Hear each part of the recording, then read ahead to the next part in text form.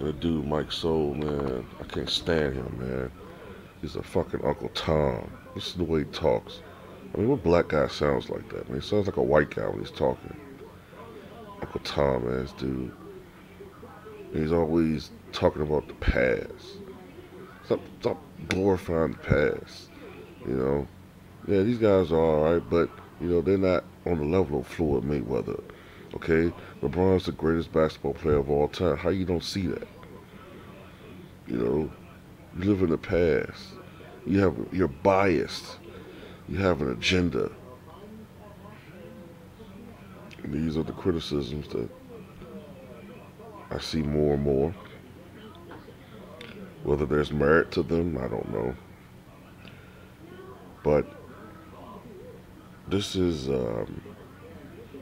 why I have become a lot more defensive of history and of the past. This is my perspective. All right. I used to be like a lot of younger people. You know, I used to be of the opinion that my generation was superior. Oh yeah, I used to think like that. I didn't think like that for a long period of time. I didn't think like that for as long. But when I was, I say 15, 16, 17, 18, yeah, I used to think my generation, people who, I thought my generation was the culmination of every other past generation. I thought we were the kings. We were genetically the best. Every athlete that was within my age range was going to be the greatest. I thought Roy Jones was going to be the greatest boxer of all time. I thought Mike Tyson was going to come back and he was going to be the greatest heavyweight of all time. Michael Jordan, I thought he was going to be the greatest basketball player of all time. Well, 1 out of 3 isn't bad. And so on and so on. And I would argue with anybody. You talk about Wilt. Now, while I respected Wilt, I'm like, no, he's not on Michael Jordan's level. And stop talking about Wilt Chamberlain, all right? I mean, he's great, but I felt like this for a little bit, all right? What got me to start respecting history more, and this is going to sound morbid. I know it's going to sound morbid and weird. It was death. Death and my own growing sense of mortality. Because when you're a teenager, a young person, you feel like you're immortal. All right, when you're 18, 19, 20, you think to yourself, wow, I'm probably going to live for another 50, maybe 60 years. All right, death is nowhere near. I'm immortal. I feel strong. Nothing can stop me. You know. I remember in 1999, I was over a friend of my house, and I found out Will Chamberlain passed away. And later that year, matter of fact, a month later, Walter Payton.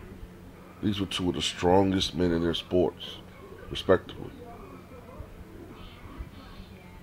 dying prematurely, wasting away. Will Chamberlain, a colossus, a giant, probably the strongest basketball player of all time. Walter Payton, one of the strongest men when you consider heart.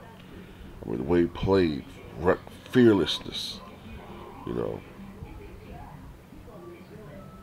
wasting away before our eyes.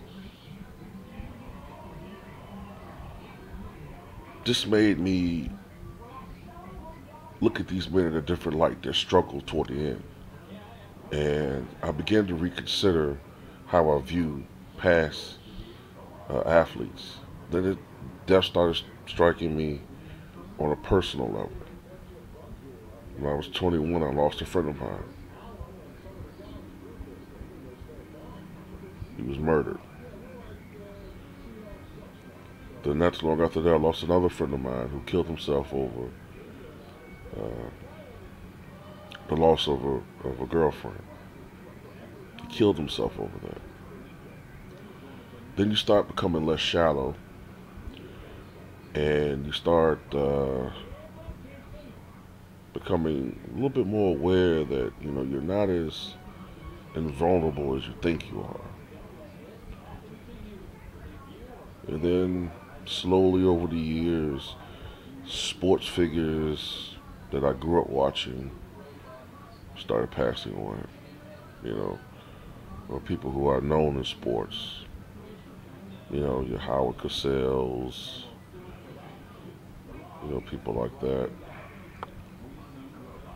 Actual athletes started leaving the scene. Entertainers that you grew up watching over the years, grew up with these institutions. Ray Charles, Barry White. You know what I'm saying? Wilson Pickett. And then the first time that it ever really hit home to me was my mother passed away. And there's nothing as traumatic personally as when you lose your mother. In my life, I always say that there's before my mother died and after my mother died. And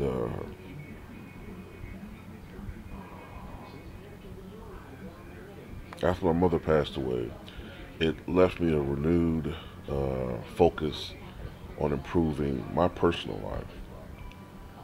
And I also began to become a lot more protective of history. And I don't know what you know, at the time I didn't know what the correlation was, but I remember at the time my mother passed away, that's when everybody was fawning over Kobe Bryant. That's the first time I heard anybody make the comparisons to Jordan.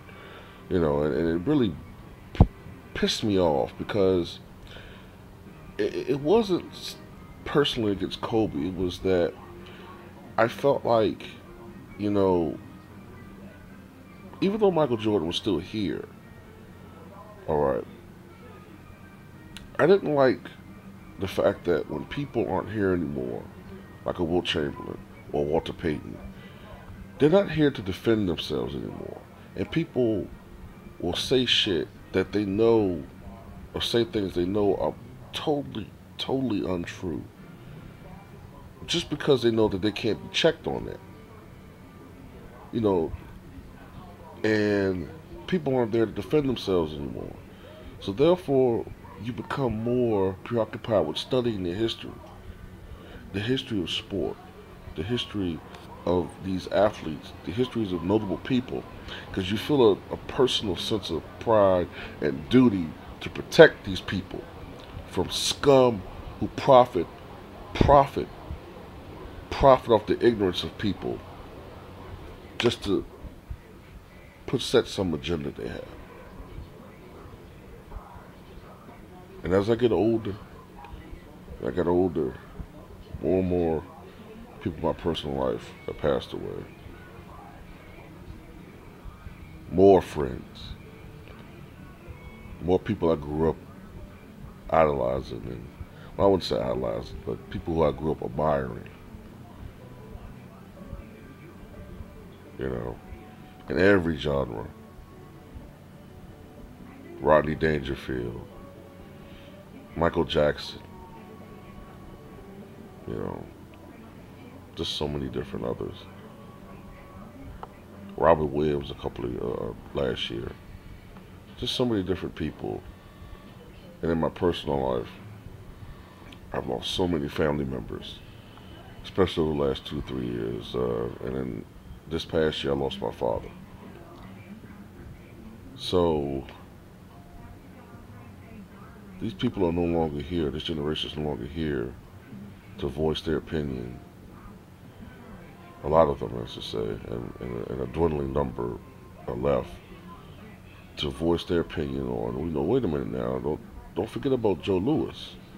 Don't forget about Muhammad Ali. You know, these people who peddle this stuff to you about Floyd Mayweather and LeBron James, they don't give a fuck about these athletes. They're selling a product. They're selling a product. They don't care about legacy. As a matter of fact, 10 years ago, when Fox started airing baseball again, one of the top executives said, I don't want to hear any fucking announcer talk about any dead ball players. If I hear an announcer talk about dead ball players, he's fucking fired. This is a fact. He didn't want to hear anything about Babe Ruth or uh, Lou Gehrig or any of these dead guys. I only want to hear you push the agenda for the players that are out there now. He had no respect for the history of the game. And that has gotten worse over the past 20 years since Fox been airing baseball again. It's gotten worse.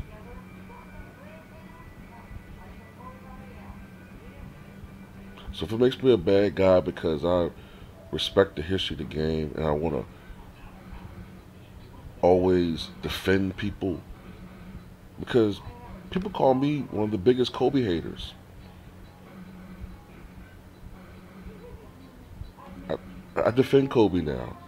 You know why? Because his history, his legacy has been questioned now. Because you're seeing a shell of the player that he once was. When that happens to LeBron 5, 6 years from now, I'm going to defend him. But you're going to forget that I used to be called a LeBron hater.